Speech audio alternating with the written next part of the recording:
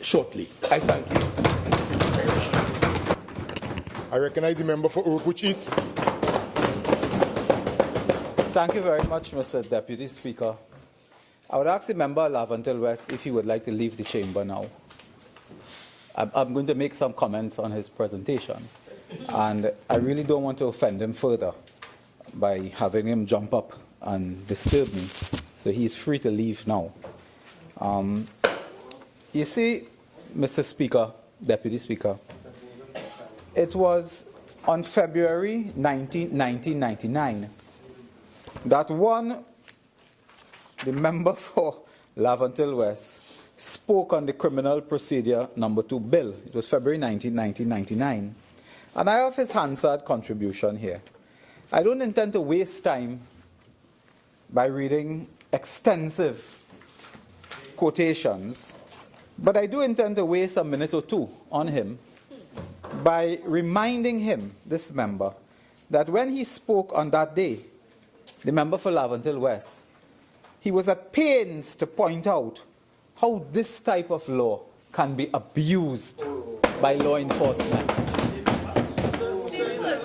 He was at pains on February 19, 1999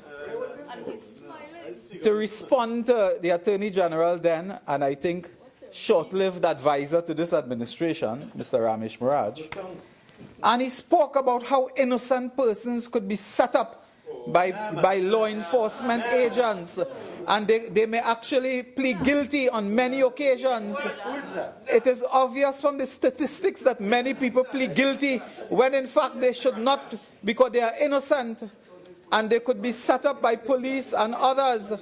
And though, you see, I asked him to leave, he did not leave. Member for Oropouche, I would like to hear the discourse of the member, so please, on both sides, I would like to hear the discourse. Continue, Oropouche East. That is why I asked him to leave, because I know he can't take it. So the member was at pains to point out that police officers and others could go and cut a deal with persons who are innocent and make them guilty. And that is why in opposition then, he had a responsibility to protect his constituents and to protect the citizens of Trinidad and Tobago. That's the same member who spoke today. And today the member took offense. If he will not go, you should put him out now. Today, the member took offense that the member for St. Augustine stood and raised in his contribution issues in defense of the people. And this is why in this country, very few people trust this thing called politician. Very few. In 1999, why did you spend 75 minutes then? You're not 45, you had 75 minutes then.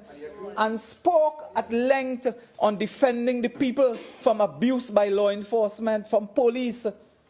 He spoke on this and well quoted here.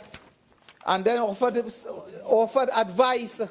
But Mr. Deputy Speaker, that is why the member for Lavantil West will not be taken seriously. No, I don't intend for you to disturb me this afternoon. Mr. Deputy Speaker, what point of order? Name it. Listen, members. What point of order? Members, are you giving way, member? Okay, proceed. Right. Leave, please. Mr. Deputy Speaker, I want to get to a matter quickly. And when we stand here in defense of the people, and we stand and raise issues to protect citizens, members opposite accuse us of what? Not being patriotic and so on. You know, I will begin my presentation by reminding the member for Port of Spain North and his colleagues. And he's fresh now, I think, returning from Houston, where they had the Houston Shell Invitational Open on the weekend. Right? Yeah, they dress the lime when they go into business, and then dress for business when the others dress the lime.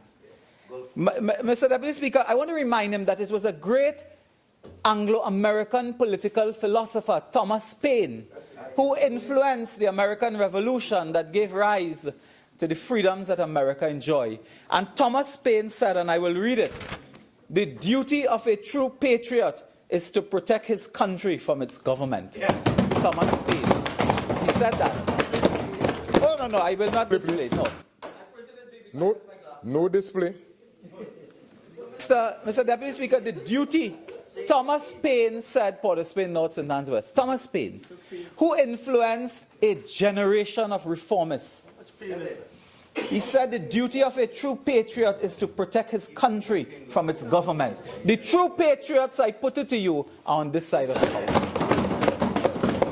But we are, and you know, Mr. Deputy Speaker, I want to say, when we stood in government as well, those of us here, when we were in caucus, my colleagues will tell you, I also made that point. Member for Moruga Tableland, please. Also, Diego Martin, please. Proceed. When we were in government, we also spoke this language, that it was our duty to protect citizens from us. Yes.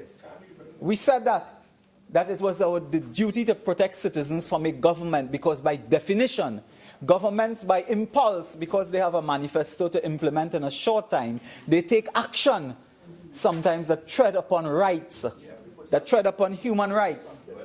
And they take action that could trample upon freedoms by impulse, and therefore protecting citizens from a government is really the role of a patriot. Yes. I leave that there. Mr. Deputy Speaker, I want to, in my introduction, ask a fundamental question to the government. There is a newspaper report. It is dated Sunday, June 16, 2014. It is in the Trinidad Guardian, and it says, DPP trashes AG's plan for plea bargaining legislation. DPP trashes AG's plan for plea bargaining legislation. And quickly to get to the point, Attorney General Anand Ramlogan had spoken at a conference and so on, and spoke about plea bargaining and the importance of this. In fact, Attorney General Ramlogan spoke the same language, more or less, as some of the government members are saying now. But then Mr. Gaspard, the Director of Public Prosecution, I'm quoting from this newspaper, he spoke after he took the podium moments later and said it was not smart or feasible to transplant foreign legislation into the existing system. He said, but thank God, common sense ought to suggest to you that the reasons why plea bargaining has found such fertile soil in the jurisdiction of the U.S. is because the inclination of persons charged with criminal offenses to plead guilty, or copy plea as they say in America, has a direct relationship with the strength of the evidence. How can we in this jurisdiction shout about the benefits of plea bargaining out of one side of our mouth, and on the other side we talk about low detection rate? Gaspard, and I mean no disrespect to him, but it said here, Gaspard said while he too could call on the group to take deep philosophical meanderings and theoretical postures, they are not there for that. The problem that beset the criminal justice system fall outside the four corners of procedural limitations. In 2014, the DPP of this country said that he does not support plea bargaining, doesn't support it, because plea bargaining cannot be transplanted from a foreign jurisdiction. The basis of plea bargaining is really your solid evidential foundation. Because it is a bargain. Mr. Deputy Speaker, I come from industrial relations, the area there where we are involved in industrial relations, bargaining. There's a reason why you call it a bargain. You bargain over wages, terms and conditions of employment because you give and you take, you compromise. In plea bargaining, you bargain with people who tell you I'm a criminal. St. Augustine said.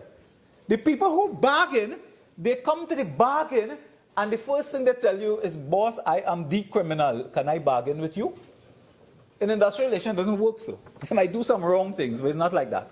And the DPP is saying that you cannot have plea bargaining if you have low detection rate, and you cannot copy wholesale American jurisdiction business.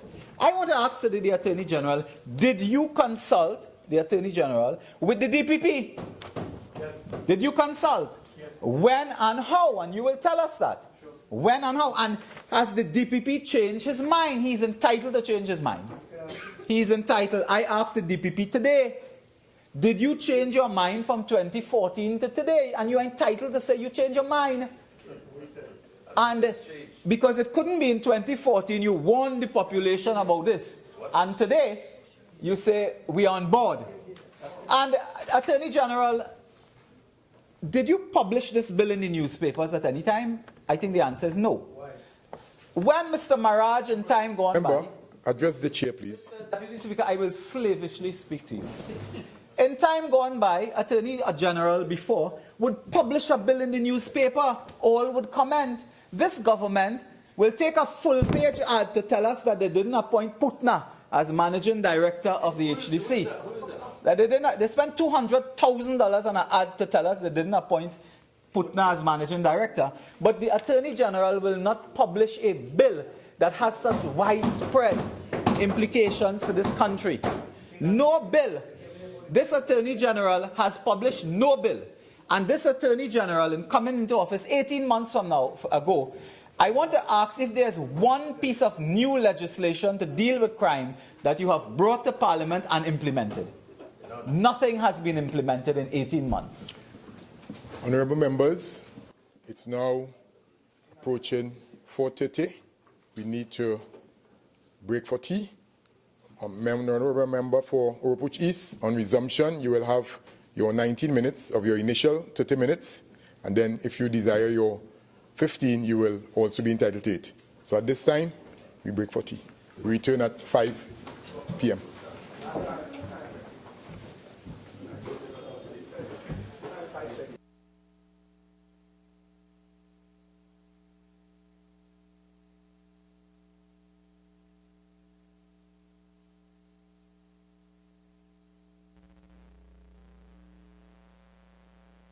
In the Victor E. Bruce Financial Complex, Scarborough, Tobago. The public is